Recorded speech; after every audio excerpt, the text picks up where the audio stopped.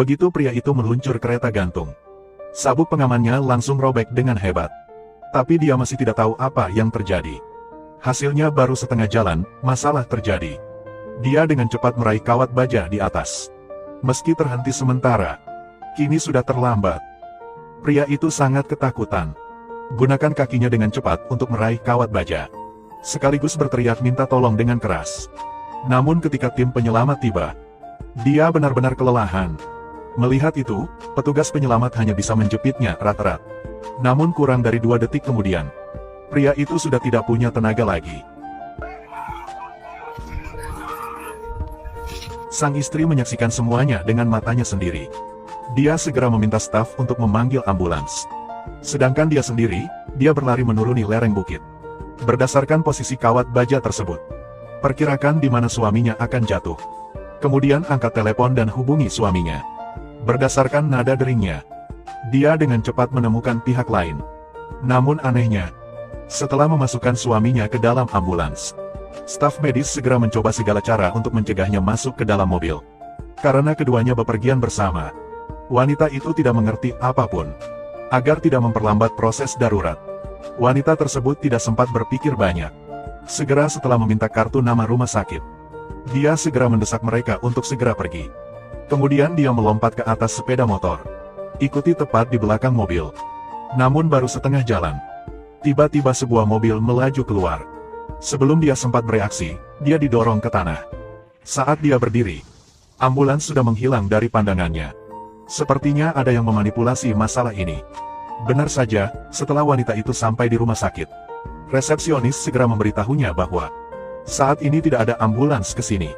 Ini membuatnya sangat panik. Dia mencari-cari rumah sakit terdekat, namun belum ada kabar tentang suaminya. Dia hanya bisa melaporkannya ke polisi.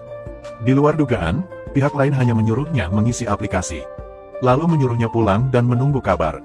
Saat itu, seseorang asal di negeri asing seperti dia merasa lebih tidak berdaya. Dengan sangat cepat, keluarga suami datang untuk memeriksa keadaan. Karena rumahnya sangat tidak rapi, Ava hanya bisa mencari seseorang untuk membersihkannya. Keduanya membersihkan sepanjang malam. Keesokan harinya, Ava dan seluruh keluarga suaminya melapor ke polisi untuk memberikan petunjuk penyelidikan lebih lanjut. Dia mengarahkan semua orang untuk menemukan staf kereta gantung. Namun di luar dugaan, semua staf mengonfirmasi bahwa mereka belum pernah melihat pasangan ini sebelumnya. Ava merasa sangat panik. Segalanya menjadi semakin sulit untuk dia pahami. Tapi tidak hanya itu. Setelah pulang ke rumah, ayah kaya suaminya mulai menginterogasi Ava. Ternyata ia tak pernah menyetujui pernikahan putranya dengan Ava. Karena menurutnya dia hanyalah orang yang mencintai properti. Bahkan hilangnya putranya bisa jadi merupakan rencana jahatnya. Mendengar hal itu, Ava langsung membeku di tempat. Dia langsung menjawab, "Saya tidak peduli dengan uang Anda. Saya sangat mencintai Derek dengan tulus. Apapun yang ingin Anda pahami tentang saya, baiklah, saya tidak peduli." Ava akhirnya mengerti. Yang disebut anggota keluarga pada dasarnya tidak bisa diandalkan. Saat ini, dia hanya dapat menemukan suami dengan caranya sendiri. Lagi pula, sejak kecil, dia tumbuh bersama ayah gangsternya. Jadi tidak selemah orang biasa. Pertama dia pergi ke staf kereta gantung hari itu. Dia berjalan ke podium untuk bersiap, menyelinap sabuk pengaman ke seorang karyawan, lalu langsung lompat ke bawah, lalu berhenti di udara. Ava bertanya kepada staf di mana suaminya berada. "Saya tidak tahu, Bu. Apakah kamu ingin aku jatuh?" "Tidak, aku tidak mau." Karyawan itu sangat ketakutan. Akhirnya dia harus menceritakan semuanya. Ternyata hari itu juga ia disuruh orang misterius untuk mengganggu sabuk pengaman suami Ava. Dan setelah dia terjatuh, ambulans juga dikirimkan oleh mereka. Namun pada akhirnya, siapa dalang di baliknya? Staf benar-benar tidak tahu. Hanya tahu bahwa dia adalah gangster lokal. Ava kemudian memberikan video yang baru direkamnya kepada Kapolsek. Minta dia untuk segera mengambil tindakan. Tanpa diduga, orang lain mengira dia memaksa karyawan tersebut untuk mengaku.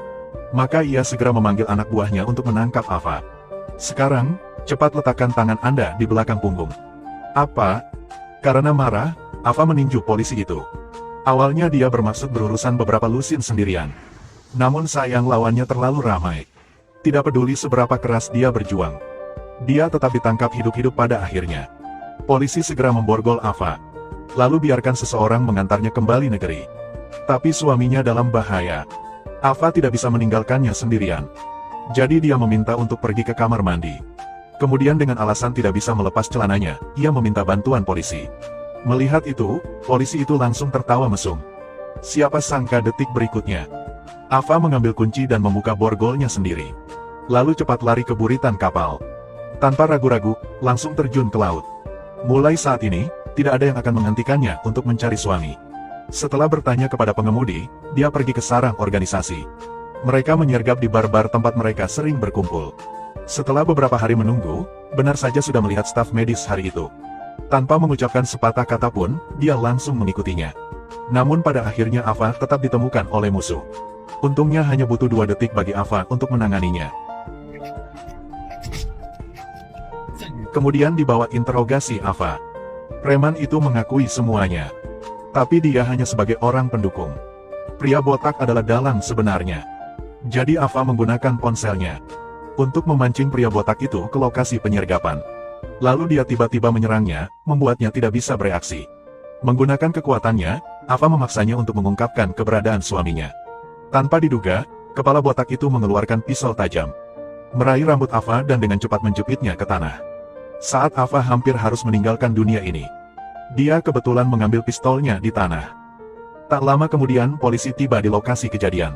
Karena Ava yang melakukan pembunuhan, dia langsung diantar ke kantor polisi. Kapolres meminta bawahannya mengirimnya ke markas untuk diadili. Namun anehnya, mobil polisi tersebut tiba-tiba berhenti di sebuah lapangan yang sepi. Kemudian 2 polisi keluar dari mobil, ambil sekop dan mulailah menggali lubang besar. Ava membalikkan pergelangan tangannya, perlahan keluarkan dari borgolnya. Mengetahui bahwa dirinya akan dibunuh oleh polisi, dia terpaksa mencari cara untuk melarikan diri.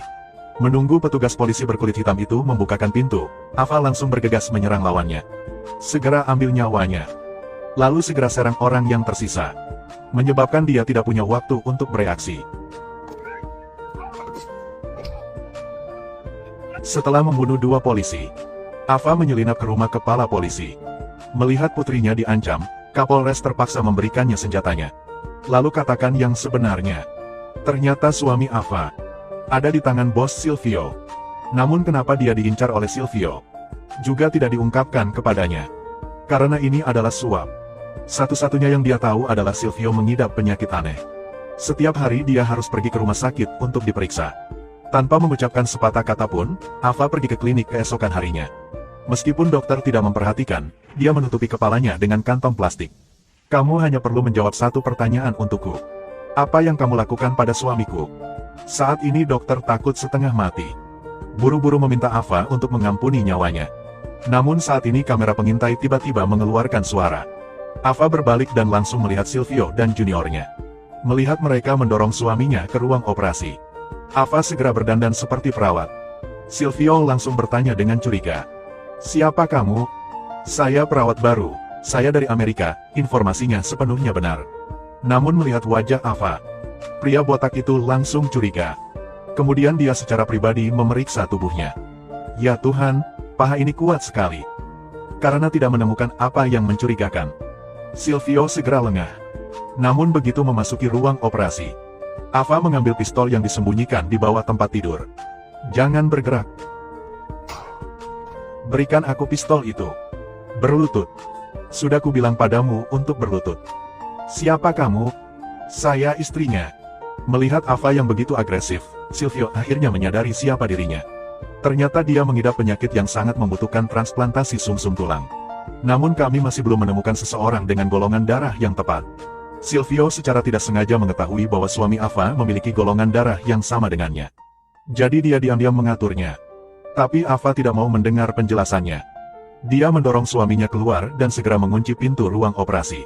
Namun sebelum dia sempat berlari jauh, Silvio sudah muncul di belakangnya. Saya harus mengakui bahwa di bawah pengaruh kotor sutradara, Silvio hidup lebih kuat dan lama daripada Lintah. Ava kemudian segera melangkah dan menjatuhkan Silvio hingga terjatuh. Kemudian dia membantu suaminya masuk ke dalam mobil dan segera meninggalkan tempat ini. Namun saat Ava kehilangan fokus, Silvio membuka pintu belakang, lalu langsung melompat keluar dari mobil, lalu melompat ke dalam mobil juniornya. Lanjutkan mengejar wanita itu. Dengan sangat cepat, pasangan itu lari ke sebuah desa dan bersembunyi di sebuah rumah. Namun tak lama kemudian, Junior Silvio sudah menyusul mereka. Bahkan ada banyak polisi yang bersamanya. Namun karena Silvio sering melakukan hal-hal jahat, tidak ada yang mau membantunya. Semua orang bilang mereka belum pernah melihat Ava dan suaminya. Tidak ada jalan lain. Silvio hanya bisa memerintah juniornya saja. Cari setiap rumah di desa. Namun hal itu hanya menciptakan kondisi bagi Ava untuk melawan. Setelah memukuli sampai mati sekelompok junior geng, Ava akhirnya ditemukan oleh Silvio. Keduanya langsung bertengkar satu sama lain. Namun setelah berjuang bolak-balik, Silvio menyadari bahwa dia bukan tandingan Ava. Lalu dia mengeluarkan pisau tajam. Namun meski begitu, dia tetap tidak cukup level untuk bisa melawan Ava. Ava dengan cepat mengambil pisau dari tanah. Langsung ditempatkan di leher Silvio, sehingga mengendalikannya sepenuhnya. Melihat tukang daging dipukuli oleh Ava seperti anak tiri di dalam rumah, semua penduduk desa bersorak untuknya secara serempak. Namun saat itu juga, polisi mendengar suara tersebut dan langsung bergegas menghampiri. Mereka menggunakan suami Ava sebagai sandera, memaksanya untuk segera melepaskan Silvio. Tepat ketika kedua belah pihak tidak dapat lagi bertahan, seorang paman yang tampak galak tiba-tiba muncul. Nama pria ini adalah Big Beast, musuh alami Silvio. Big Beast perlahan mendekati Ava lalu mengambil pisau dari tangannya. Dia meminta semua anak untuk menutup mata. Polisi di dekatnya langsung tercengang. Tanpa diduga, seseorang secara terang-terangan membunuh mesin ATM di depan mereka. Namun Big Beast langsung berjanji akan membayar polisi 2 kali lipat. Kalian berdua, silakan kembali ke fasilitas produksi. Jangan pernah datang ke tempat ini lagi. Akhirnya bahaya berlalu. Ava dan suaminya berhasil kembali ke Amerika.